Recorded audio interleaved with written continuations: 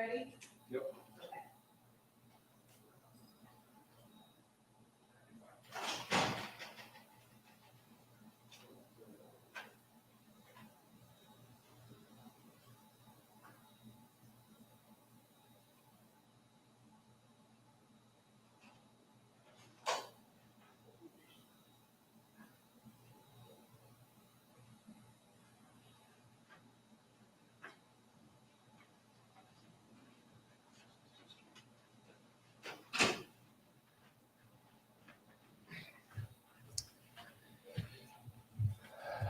Morning. On Monday afternoon, yesterday, our deputies arrested 17-year-old Lorenzo Larry on charges of second-degree murder for the killing of 16-year-old DeShayla Ferguson on October 24th. He also faces charges for killing her unborn baby.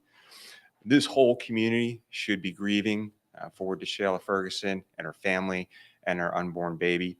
She died of a single gunshot wound to the head after a heated argument at the hands of Lorenzo Larry.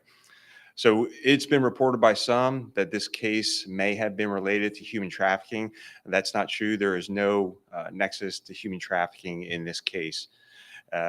Lorenzo Larry is no stranger to law enforcement, nor is he a stranger to our homicide detectives.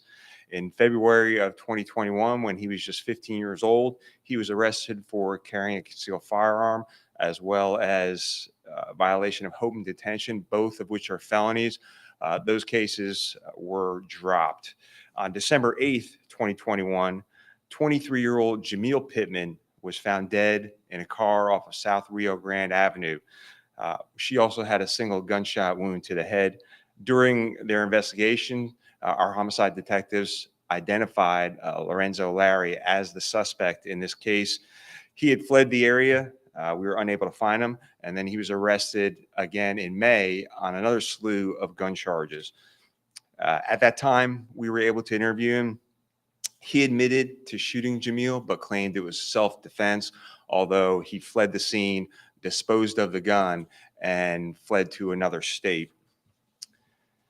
So in those cases where the suspect claims self-defense, we work closely with our state attorney's office. We give them our investigative report for them to review so they can make a determination on that case. That was done back in July, and the state attorney's office has not made a determination in that case as of yet. And then Lorenzo Larry was again arrested in July for gun charges, and both that case and the May gun case are set for trial. So we do anticipate the state attorney's office will charge him as an adult for the second-degree murder charge of DeShayla Ferguson and her unborn child. So you have heard me say time and time again that no one gets into this profession to arrest kids, especially for low-level offenses, but that's not the case here. And so those juveniles who are out there carrying guns, committing violent crimes in our community, that doesn't apply to them. So, we have to acknowledge that someone who amasses this many gun charges and is responsible for the killing of 2 women and an unborn child needs to be behind bars for a very, very long time for the safety of this community. So happy to take any questions on any of those cases, if you have any. How was the suspect captured? How did everything unfold? So obviously, after that night, October 24th, he fled the scene once again. And we won't get into how we are able to track down our suspects, but we did find him in Polk County. Our felony units were able to pick him up there with the assistance of Polk County Sheriff's Office and also Lake Wales Police Department. What would say to just so many charges and he's still out there? I mean, until now, he was still out there with so many charges. Even 16 now or 17? 17. 17. Yeah, that just flabbergasted me, honestly. What is your reaction to someone amassing this many charges and finally he's now locked up? But I will tell you that the revolving door that we have involving some of the most violent people in our community is a big source of frustration for our homicide detectives, for all of our deputies and law enforcement, and especially for me.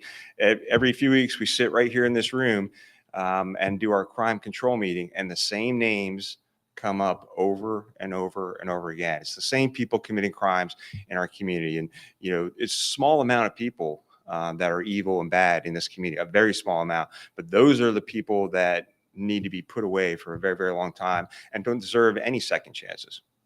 When exactly was he arrested? Monday afternoon, yesterday. Yep. Yesterday afternoon, and is he back in Orange County or is he still in Baltimore? He's back in Orange County, the Juvenile Assessment Center. With the amount of gun charges and, violent crimes he committed, 2 murders, and shot in the head, almost kind of seemed like it was execution. Murder too, I mean, is that something you guys are satisfied with, or which this guy especially, even though he is a child, do you think the penalty they should go after something a little more severe? Well, because of statements by witnesses at the scene, and because this happened right after a heated argument, that's why the second-degree murder charges are appropriate. And with this, I can't say guy or child or whatever, being so violent, having charges, how hard were you guys looking for him? Oh, around the clock. So we have detectives. That's all they do is look for our most violent people who are wanted by our detectives in the homicide unit. And he, he had a warrant as soon as we were able to develop probable cause on that case. And as soon as that happens, our felony unit goes out there and they start looking for him. In that previous case, he had fled to another state, so we had to kind of track down all that. And like I said, we don't give away all our secrets, but we were able to track him down in Polk County yesterday. Being so young, did you guys think, well, we got to get him now because the older he gets, the smarter he don't get away with stuff? I mean, being as violent he is, was he like public number 1? Public enemy number 1? Well, yeah, based on his history, based on his propensity to carry firearms, and obviously he's already killed 2 women. This was definitely a top priority for us. We needed to get him off the street, and they did that. Now, it sounds like we're dealing with a seasoned criminal. Does that explain the gaps of how the lady ended up missing from DCF initially? I'm sorry, can you repeat that? Well, it sounds like this fellow knows what he's doing. Does that explain the gap, I guess, where she initially went missing from DCF? Well, many times with runaways, it's really hard to find someone who doesn't want to be found, especially someone who's run away in the past. And she happened to be staying with him at the scene at this house where the murder occurred on October 24th. So she's in the house. It's hard. I know she was missing out of another jurisdiction, and honestly, it is hard to find 16-year-old runaway who doesn't want to be found by anyone. And for those that don't know, can you just explain the second degree? He's charged second degree murder, right? That's correct. Second-degree murder. Why does that's not first degree case? Just for those that don't know. Again, so the charge for second-degree murder is appropriate because this happened during a heated argument or after. And first degree murder, different rules, different criteria, I guess. Typically, yeah, when a first-degree murder, there's more premeditation involved in that typical charge.